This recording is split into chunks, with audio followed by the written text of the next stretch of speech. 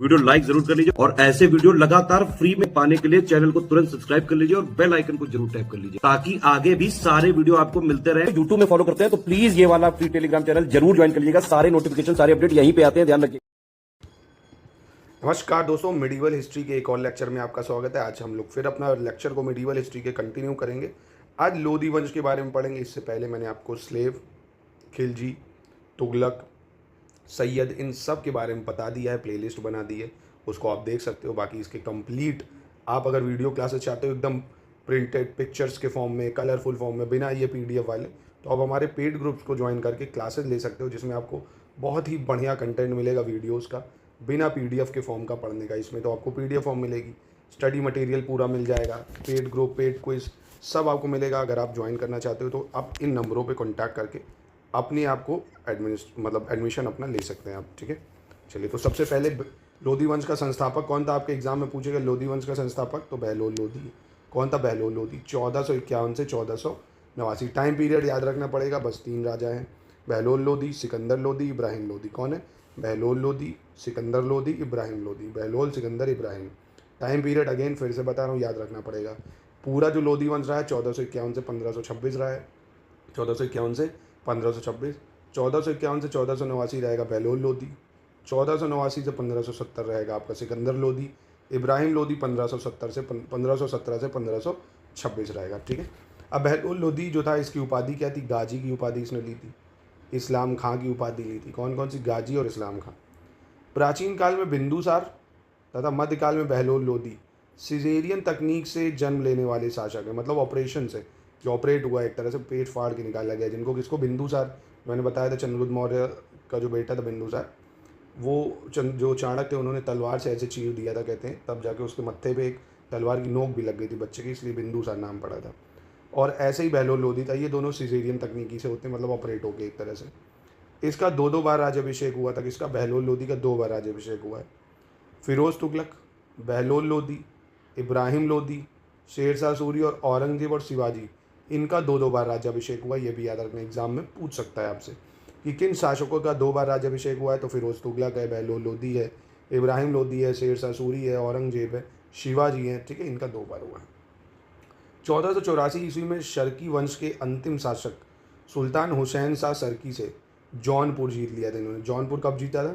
किससे जीता था? कब जीता था? याद रखना। शर्की वंश के जो अंतिम शासक कौन था? शर्की वंश का अंतिम शासक था सुल्तान हुसैन शाह, ठीक। उससे जौनपुर जीता था किसने? बहलोल लोदी ने, ठीक। चलिए आगे बढ़ते हैं। अब सिकंदर लोदी का उपनाम क्या था? गुलरुखी। क्या था इसका उपनाम? गुलरुखी। नाम याद रखिएगा। उपनाम क्या था सिकंदर लोदी का? गुलरुखी। सल्तनत काल में सबसे अच्छी गुप्तचर व्यवस्था सिकंदर लोदी के समय थी। सबसे जो अच्छी गुप्तचर व्यवस्था थी वो किसके समय थी? सिकंदर लोदी के समय थी। आगरा नगर की स्थापना और नामकरण इसी ने किया था। आगरा नगर की स्थापना का जो और उसका नामकरण किसने करा था? सिकंदर लोदी ने। बहुत इंपॉर्टेंट है। आगरा की स्थापना किसने करी थी? सिकंदर लोदी ने। इब्राहिम लोदी की बात करें, युद्ध क्षेत्र में मरने वाला एकमात्र सुल्तान यही है।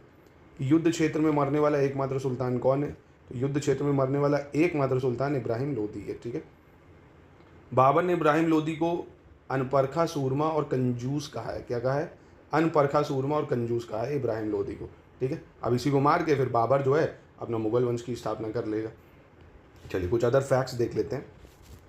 लोदी वंश की राजधानी जो 1451 से 1506 तक दिल्ली रहेगी। उसके बाद राजधानी आगरा शिफ्ट होगी जब ये सिकंदर लोदी आगरा की स्थापना कर देगा। 1506 से 1526 आगरा रहेगी, ठीक है। तो पहले क्या है? दिल्ली है। 1451 से 1506 तक याद रखिएगा। 1506 से 1526 आगरा रहेगी। सिकंदर लोदी वंश का सर्वाधिक महत्वपूर्ण एवं शक्तिशाली शासक था। यह पहला अफगान वंश था जिसने दिल्ली पर शासन किया था, ठीक है। पहला अफगान वंश कौन था जिसने दिल्ली पर शासन करा? लोदी वंश। इसके पश्चात द्वितीय अफगान वंश की स्थापना शेरशाह सूरी करेगा। दूसरे अफगान वंश की स्थापना कौन करता है? शेरशाह सूरी। पहला कौन है? सिकंदर लोदी, ठीक है। फिरोज तुगलक, बहलोल लोदी, इब्राहिम लोदी, शेरशाह सूरी, औरंगजेब, शिवाजी, इनका 2 बार राज्याभिषेक हुआ। ये मैंने अभी आपको बताया।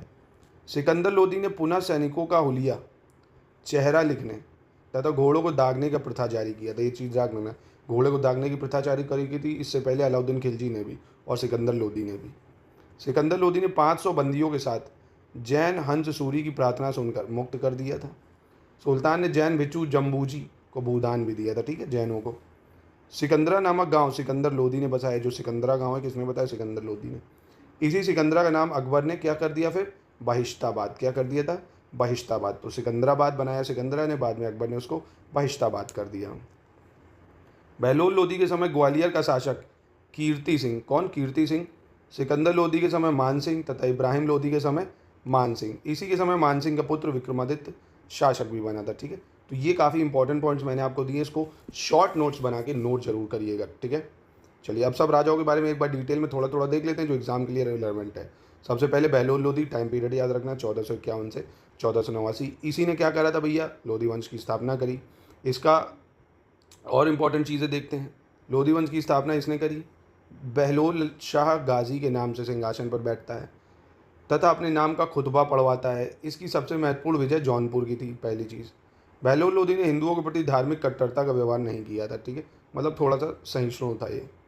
बहलोल लोदी राज दरबार में सिंहासन पर ना बैठकर दरबारियों के बीच बैठता था। सिंहासन पर नहीं बैठता था, दरबारियों के बीच बैठता था। बहलोल लोदी ने जौनपुर के शासक हुसैन शाह को पराजित किया। किसको? जौनपुर के शासक हुसैन शाह को। एवं अपने पुत्र बारबक शाह को जौनपुर का शासक बनाया था। किसको? जौनपुर याद रखना बस, कि जौनपुर पे जो विजय पाता है बहलोल लोदी पाता है। बहलोल लोदी ने ग्वालियर के शासक मान सिंह को हराया और वहीं से लौटते समय उसकी मृत्यु भी हो गई थी। बहलोल लोदी की मृत्यु कब हो गई थी? ग्वालियर के शासक को हराते समय जब आ रहा था रास्ते में। बहलोल लोदी के दरबार में कई प्रतिष्ठित हिंदू सरदार थे, जैसे राय करण सिंह, राय प्रताप सिंह, है ना, राय नायर सिंह, ये सब चीज़ें। उसने बहलोल सिक्का चलाया जो उत्तर भारत में अकबर से पूर्व विनिमय का मुख्य साधन था। ठीक है, बहलोल लोदी ने अपनी मृत्यु के पहले ही अपने तीसरे पुत्र निजाम खां को अपना उत्तराधिकारी नियुक्त कर दिया था। किसको? निजाम खां को। किंतु कुछ सरदारों ने इसका विरोध किया, जिसका मुख्य कारण यह था कि निजाम खां की माँ जैम्बद एक सुनार की पुत्री थी, मतलब दूसरे धर्म की थी। ठीक है, तो इसलिए बाद में बहलोल लोदी के बाद सिकंदर लोदी ही बनता है। कुछ शक्तिशाली सरदारों ने निजाम खां का साथ दिया और 17 जुलाई 1489 को निजाम खां का सुल्तान सिकंदर शाह के नाम से सिंहासन पर बैठा। वह लोधी वंश का महानतम शासक था। कौन? सिकंदर लोदी। ठीक है, बहुत महानतम शासक था इसका। अब सिकंदर लोदी 1489 से 1517 तक राज करता है। आगरा की स्थापना भी यही करेगा, सिकंदराबाद की यही करेगा। सिकंदर लोदी बहलोल लोदी का उत्तराधिकारी था। इसका मूल नाम क्या था? निजाम खां। इसका मूल नाम क्या था? निजाम खां। इसका उपनाम गुलरुखी था, यानी गुलाबी चेहरा। ठीक है, इसका मूल नाम क्या था? निजाम खां, और उपनाम गुलरुखी या गुलाबी चेहरा जिसको बोलते हैं। इसी उपनाम से कविताएं भी लिखता था। इसका राज्याभिषेक काली नदी के तट पर स्थित कुश के फिरोज में हुआ था। ठीक है, सिकंदर लोदी ने 1504 ईस्वी में आगरा नगर की स्थापना की और 1506 में आगरा को राजधानी बनाई। ये वाला पॉइंट सबसे ज़्यादा इंपॉर्टेंट है। ठीक है, आगरा को कब राजधानी बनाता है? 1506 में। सिकंदर लोदी ने कुतुब मीनार की मरम्मत कराई। उसने निर्धनों के लिए निःशुल्क भोजन की भी व्यवस्था करी, ये भी याद रखिएगा। सिकंदर लोदी ने मुहर्रम में ताजिया निकलवाना बंद कर दिया था तथा पीरों और संतों की मज़ारों पर मुस्लिम स्त्रियों को जाने से भी रोका था। शिक्षित और विद्वान था काफ़ी। उसके स्वयं के आदेश से एक आयुर्वेदिक ग्रंथ का फारसी में अनुवाद भी किया गया था, जिसका नाम फरहंगे सिकंदरी है। काफ़ी इंपॉर्टेंट है, फरहंगे सिकंदरी। उसके समय में गायन विद्या के श्रेष्ठ जो ग्रंथ हैं, लज्जते सिकंदर शाही की रचना हुई थी। सिकंदर लोदी शहनाई सुनने का बहुत शौकीन था। वह गुलरुखी उपनाम से कविताएं भी लिखता था, ये भी याद रखना। गुलरुखी, ये बहुत इंपॉर्टेंट है डाटा। जितने पॉइंट्स लिखे हैं सारे इंपॉर्टेंट है। ऐसा डाटा आपको कहीं नहीं मिलेगा। अगर आप ये पूरी PDF चाहते हो कंप्लीट हिस्ट्री की, प्री मेन सब की, ये देख लो, सल्तनत कालीन शासन, सब आपको एक ही जगह मिल जाएगा। आपको बार बार इतनी मोटी मोटी बुक्स हैं जो उनको बार बार हाईलाइट करो, ढूंढो, कुछ नहीं करना है। सीधा ये नोट्स पढ़ो, आराम से खरीद के नोट्स पढ़िए। इंपॉर्टेंट लेक्चर देख लीजिए हमारे ग्रुप से, आपको लेक्चर मिल जाएगा कि क्या क्या टॉपिक्स पढ़ने हैं, कौन कौन से पढ़ने हैं, कौन से ज़्यादा रेलेवेंट। आराम से अपनी तैयारी करिए ना, समय बर्बाद करने का समय नहीं है। समय के पास समय नहीं है कि आपको समय दे। ठीक है, चलिए खैर। सिकंदर लोदी ने कृषि भूमि की माप के लिए 32 इंच की गज सिकंदरी की भी शुरुआत करी थी। 32 इंच की गज सिकंदरी। ठीक है, तो ये सिकंदर लोदी के बारे में था, वन लाइनर नोट कर लेना, काफ़ी ज़्यादा इंपॉर्टेंट है।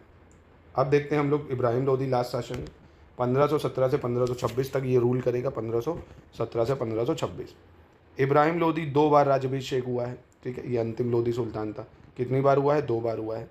इब्राहिम लोदी ने कहा है कि राजा का कोई सगा संबंधी नहीं होता। इब्राहिम लोदी द्वारा आरोपित भू राजस्व की दर 1/4 थी। इंपॉर्टेंट है ये याद रखना। भू राजस्व की दर कितनी थी? 1/4 थी। अंतिम लोदी सुल्तान था। 2 बार राज्याभिषेक हुआ है। तारीख़ खान जहानी के लेखक कौन थे? नियामतुल्लाह। तारीख़ खान जहानी नियामतुल्लाह के अनुसार इब्राहिम लोदी युद्ध क्षेत्र में मरने वाला दिल्ली सल्तनत का एकमात्र सुल्तान था जो युद्ध क्षेत्र में मर जाता है। पानीपत में बाबर ने ईंटों से निर्मित एक मकबरे का निर्माण कर उसमें इब्राहिम लोदी को दफन कर दिया था। बाबर ने क्या करा था? मकबरे में इसको दफन कर दिया था। बाबर ने इब्राहिम लोदी को अनपरखा सूरमा या कंजूस कहा, जिसे ज़्यादा फिक्र अपने खजाने को भरने की रहती थी। और 1518 ईस्वी में महाराणा सांगा और इब्राहिम लोदी के मध्य खातौली का युद्ध होता है। बहुत इंपॉर्टेंट, खातौली का युद्ध किसके बीच में होता है? राणा सांगा इब्राहिम लोदी के बीच में 1518 में। अब इस युद्ध में इब्राहिम लोदी हार भी जाता है और पानीपत का प्रथम युद्ध 21 अप्रैल 1526 को बाबर और इब्राहिम लोदी के मध्य होता है। बाबर ने योग्य सेनापति मतलब अपना जो पौरुष है उसको दिखाते हुए तोप खाने इन सब का यूज़ करता है और हरा देता है इसको। फरिश्ता के अनुसार यह मृत्यु पर्यंत लड़ा और एक सैनिक की भांति मारा गया। ठीक है। नामतुल्लाह के अनुसार सुल्तान इब्राहिम के अतिरिक्त भारत का अन्य कोई सुल्तान युद्ध में नहीं मारा गया था। मतलब इब्राहिम लोदी को बाबर ने मार के, पता होगा आपको, फिर क्या करेगा? ये मुगल वंश की स्थापना करेगा। कौन? बाबर। ठीक है। तो इब्राहिम लोदी के बारे में कुछ इंपॉर्टेंट फैक्ट थे। तो बस आपको क्या याद रखना है, जो इसकी क्रोनोलॉजी है, एक क्वेश्चन आपका आराम से बन सकता है। किससे? पहले लोदी, सिकंदर लोदी, इब्राहिम लोदी, ऐसे दे देगा। क्रोनोलॉजी में सेट करो। टाइम पीरियड 1451 से 89, 89 से 1517, 1517 से 1526। और ये आपके सारे वन लाइनर मैंने इंपॉर्टेंट आपको बताए हैं। इन्हीं में से आपको सवाल मिलते हैं दोस्तों अमूमन। आप चाहे कोई भी पेपर उठा के देख लीजिए सिविल सर्विसेज का, चाहे BPSC हो, MPPSC हो, UPPSC हो, इन्हीं में से आपको सारे सवाल देखने को मिलते हैं। अगर आप इस तरह के नोट्स खरीदना चाहते हैं, लेना चाहते हैं कंप्लीट, चाहे हिस्ट्री के हो, ज्योग्राफी, पॉलिटी, इन्वायरमेंट, सब के कंप्लीट नोट्स आपको हमारे नंबरों पे कॉल करके मिल जाएंगे दोस्तों।